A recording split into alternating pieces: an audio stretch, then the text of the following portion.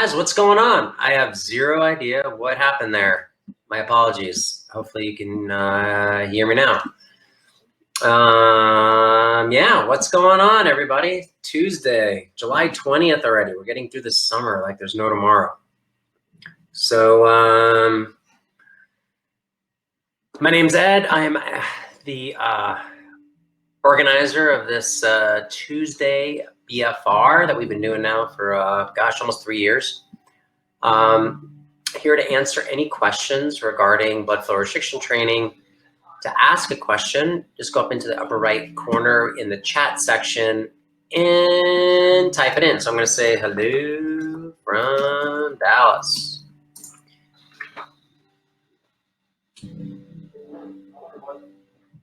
So what questions do we have that I can answer? And if we don't have any questions, then I'll jump into some content.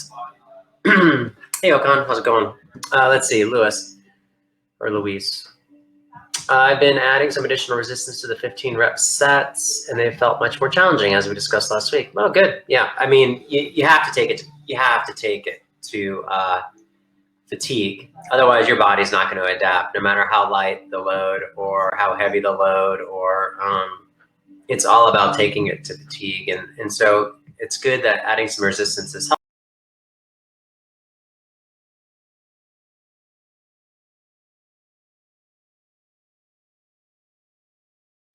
I have no idea what's going on with my webinar stuff today. What other questions do we have? Comments, concerns? I don't take complaints typically. I send those to my staff. Lewis, is it uncommon for the first set of 30 to feel okay, but the successive 15 aren't challenging at the same resistance? No, what should happen is your first 30 are pretty easy.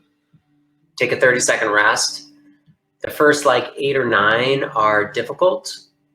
And then it starts getting challenging about rep 10 of your second set.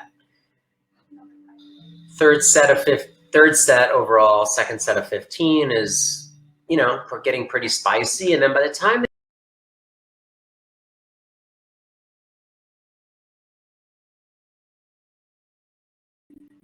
you're about done, you should almost be to failure, like maybe 1 or 2 reps left in the tank. But if you're not feeling anything, the load is probably too light. If the 30 are okay, but then the successive 15 aren't challenging.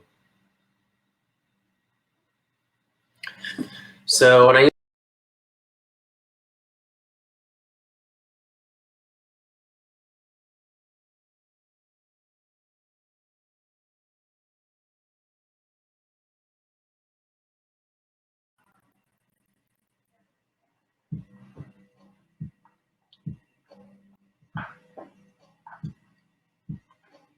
So the pressures in the automated pump are, going to be within a plus or minus. It's not going to be exact. So plus or minus, I think it's 2 millimeters of mercury on either end. If you're in the upper extremity, you should be at 50% limb occlusion pressure. If you are at the, if you're in the lower extremity at high, you're going to be at 80% limb occlusion pressure. I'm guessing you're talking, Abe, about your lower extremity.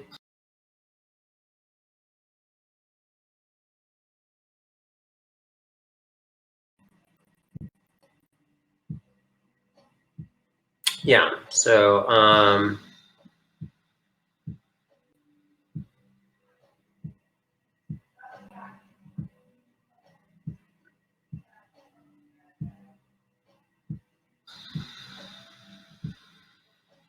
I guess, Dave, I'm not really sure what you're asking. There's going to be a little bit of variable between the 2 pumps, but we have them set and calibrated and tested within about 2 millimeters of mercury, plus or minus to that percentage of limb occlusion pressure. For me, the first 30 are easy. The next 3 sets aren't typically challenging. I find that I generally need to add resistance. Sure. If I add weight to the initial 30, the next 3 sets of 15 are generally too challenging, or the initial 20 to 30 are too difficult. Also, feed keeps kind of, yeah, I know. I'm not sure what's going on with my webinar stuff.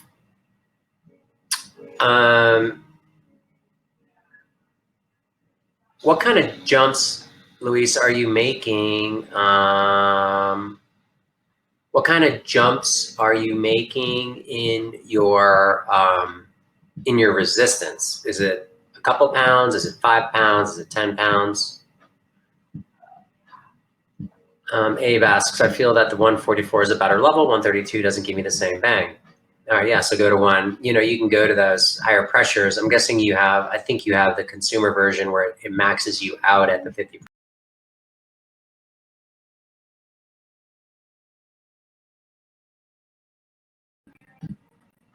Sorry, I don't know what's going on with my webinar stuff right now.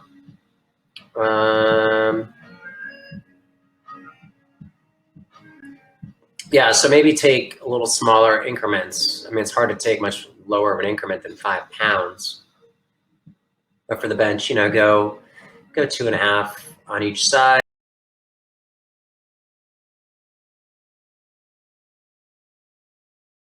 Military press, 5 pounds. Yeah, it makes a dramatic difference for sure. Yeah.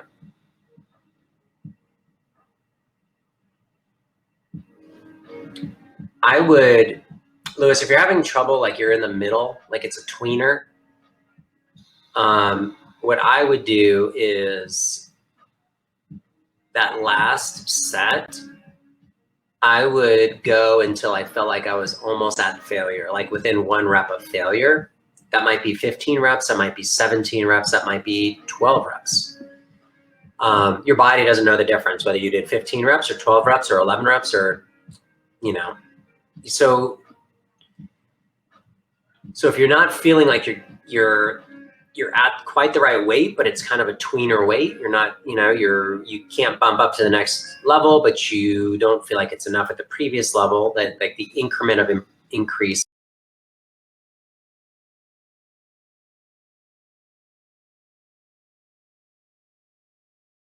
guideline, take it a little further, go an extra few reps until you get that accumulation. And of course, this is all assuming that you're at the highest pressures, and the pressures are staying stable, 50% in the upper extremity and 80% in the lower extremity.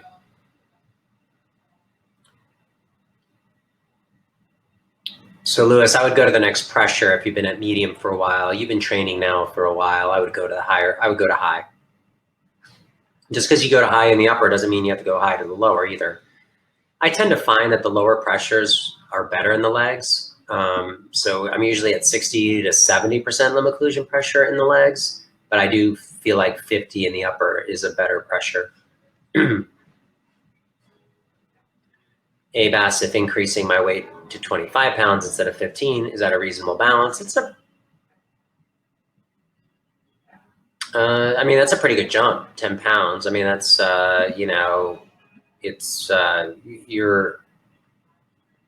mean, I don't know the exact math, but that's, you know, probably I mean, it's not quite doubling your weight, but you know, it's a 40% increase in your weight. So it's a pretty good jump.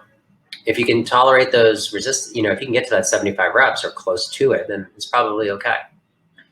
With Lewis, yeah, higher pressure, start with a lower weight for the first time. Yeah, so we don't increase 2 things at the same time, right? That'd be like me being a runner and doing the same, doing 2 miles. 2 miles feels good, and then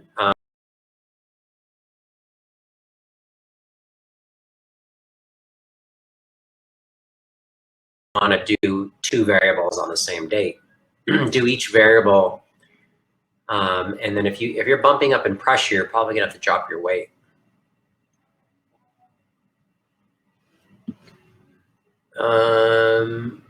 Sinasa asks, hello from Bosnia. Hello. protocol for tendinitis, Achilles tendinitis, and plantar fasciitis.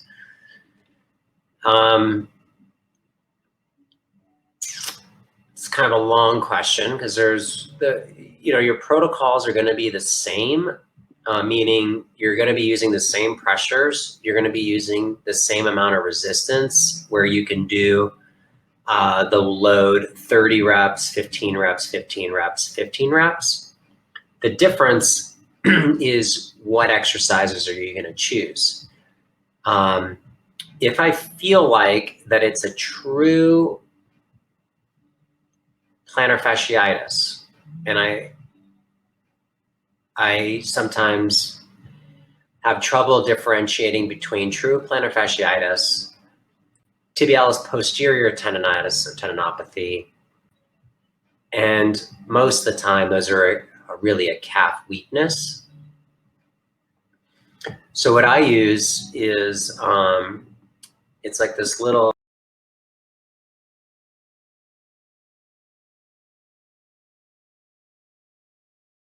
dorsiflexion. And so when the toes are in dorsiflexion, you're pre-stretching the plantar fascia, and you're able to get to the insertion of flexor digitorum brevis better, which is where a lot of that heel pain is really occurring from. So give me 1 minute, I'll go grab it so you can see it.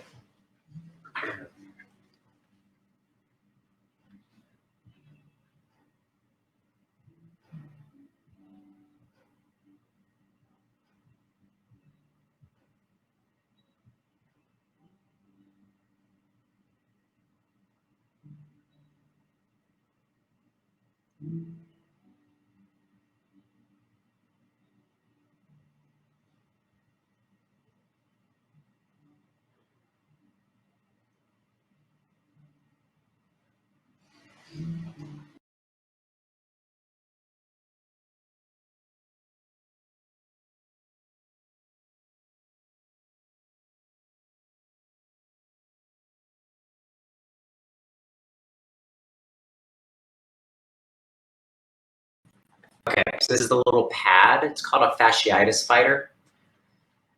There's a long end and there's a short end, depending on how long your foot is. Probably anything less than a size 10 American goes on this side with the shorter edge, longer edge. Longer feet, like a size 10 and above, go on this longer edge. So your toes are sitting on top of this. And what that does is it pre-stretches the tissue underneath, which according to studies that I've read, gets better activity.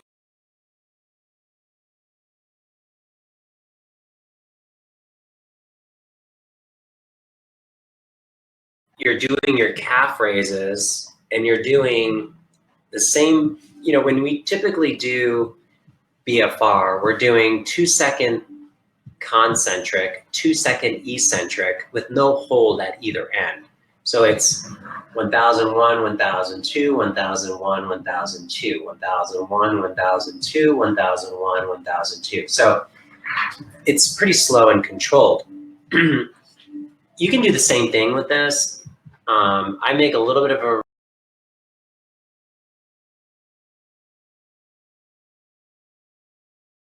a little bit longer of a contraction at the top. So what I do is 1001, 1002, they go into their calf raise, they hold it for 2 seconds, 1001, 1002.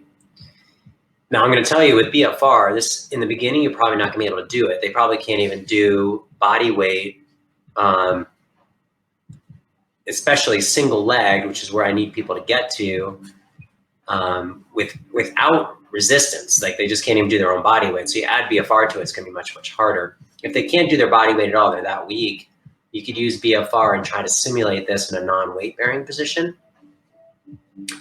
The point I'm trying to make is that when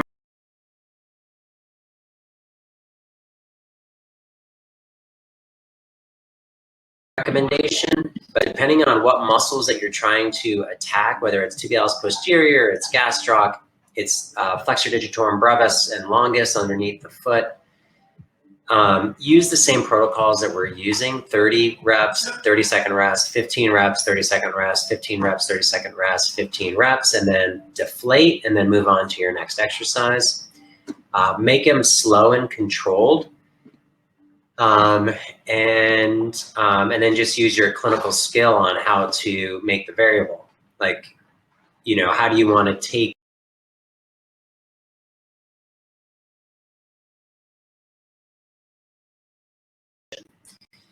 now? For Achilles tendinopathy, you have to differentiate between is it insertional, meaning that it's going directly into the calcaneus, that's where that tendinopathy is, or is it non-insertional, which is kind of above the calcaneus? Because there's two different types of exercises that are the best for those. Insertional tendinopathy, you want to just go to the floor. Like, you don't want to get any excessive dip where your heels are below your toes. You'll overstretch that Achilles tendon and you'll just make it mad. So instead, we just go straight to the floor. Again, same thing, 2 seconds up, 2 second hold, 2 seconds down. You can play with that counting, but it's got to be slow. I go double foot first, and I slowly progress from 2 feet to single leg as I can, then single leg loaded. And then I go into jumping and hopping, whether that's something simple like even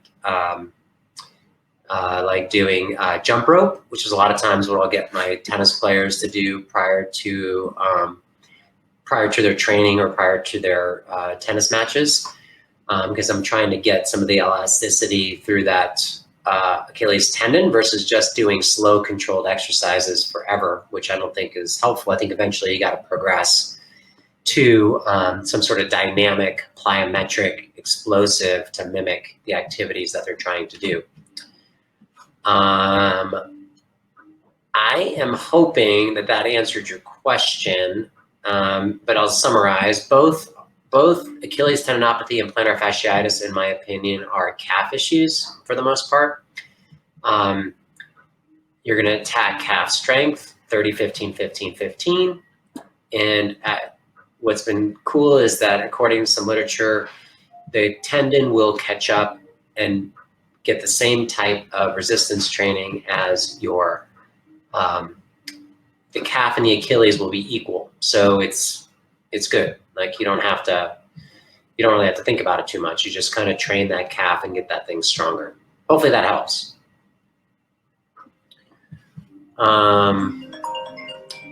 Lewis, all else being equal, would you recommend a longer rest period with more resistance or a shorter rest period with less resistance? Is one inherently more ideal, or is there a matrix of variables that can give you effectively the same result? I only give people as much rest as they need and no longer than 1 minute. When you're using lighter loads, you're going to give them less time period, 30 seconds max. But if somebody needs a little more rest, I'm okay with giving them a little bit more rest. I think you get better results. I think you get better results with lighter loads that are taken as close to failure as possible. Because really all you're doing when you increase the load is you're getting to that fatigue point.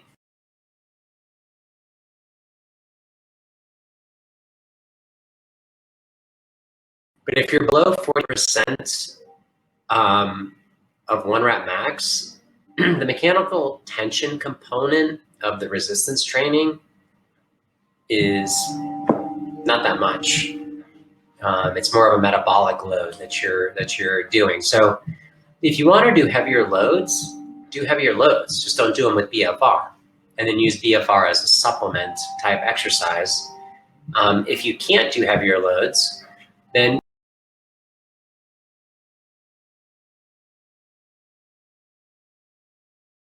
there's no harm in going all the way to failure. You just need a little bit more rest in between that and your next session. So hopefully that helps. All right, 122, so a little long today. Great questions. Really appreciate the questions, so that way we can chat. I have finally gotten ready to do my level 2 course. So if you want to sign up for level 2, which is going to be every Tuesday in August from 7 p.m. until 8:30 p.m. Central Time. So I'll put that in here.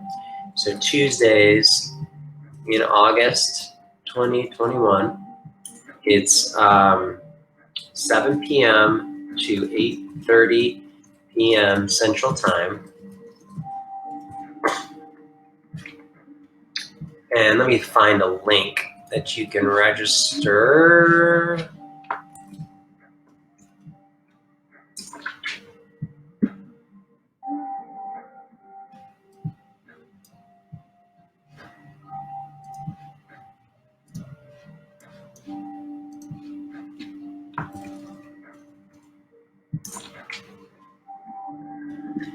So the level 2 is basically a performance. Like, how do we, not for injuries, not for rehabilitation, but for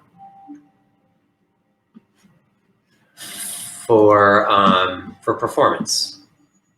All right, so I'm gonna copy this link.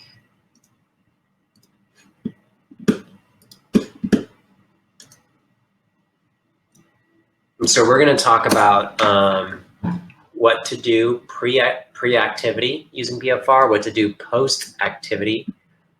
We're going to be doing how to use BFR supplementally. So how to use high intensity training, but supplement with blood flow restriction training.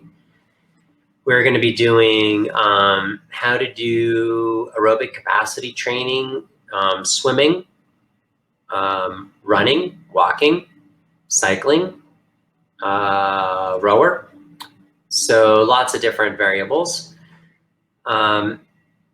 All the sessions will be recorded, and then you'll have access to all those recorded sessions. So if you can't make one of the live or two of the live, or it's not a good time for you, and then eventually I will make it an online course once I have all the bugs kind of fixed. That should be, I'm gonna guess probably a month or so after I'm done. So maybe like by October, but no later than the end of the year, I'll have it up online, just right near where our level 1 course is online. All right, thank you so much, and you guys have a great week. Thanks for joining me, and I will see you next week. Bye for